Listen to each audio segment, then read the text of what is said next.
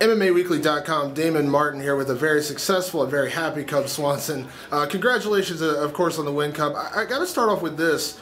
George Roop, before the fight, there seemed to be a lot of animosity. He was, talking a lot about you. I got to ask you honestly, where was that coming from?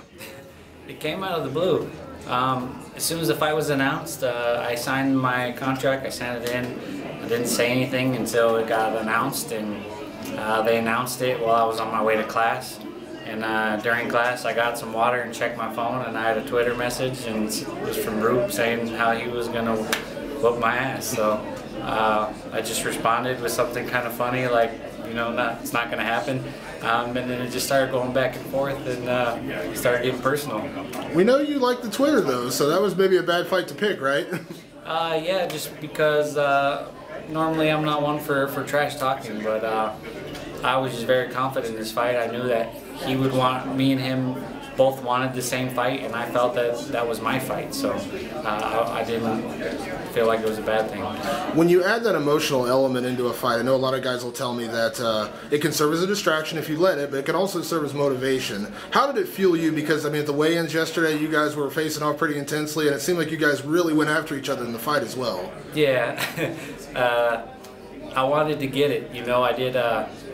I started doing some powerlifting, and I was hitting a lot harder. My hands are holding up, and so with the anger that I had built up, and I felt very calm and just ready to let it loose, I felt like with my anger and the power that I've gained, that it would be a whole nother level of me. So I was just excited to get something in there with him. We know that you've always worked really hard on your stand-up between Coach Jackson's in New Mexico and Coach Winklejohn, of course, and then your boxing coach out in California. You really seem to really put it together tonight, though. You got inside of his reach, and then talk us through that right hand at the end of the fight. How good did it feel when that landed?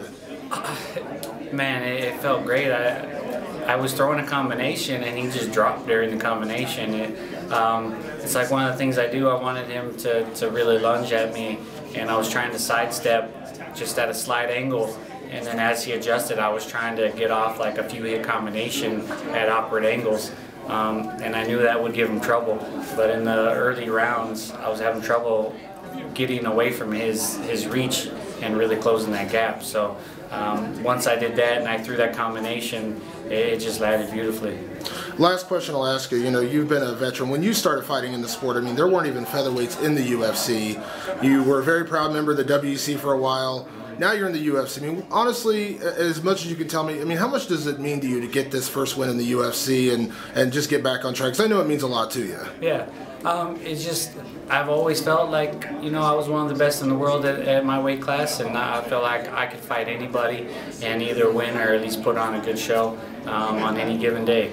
And you have to prove that, for other people to believe it. And I hated feeling like me and my coaches were the only ones that knew that I have that potential.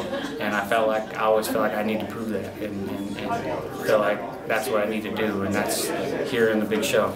Absolutely. Well, congratulations again on the win, Cub. Thank you.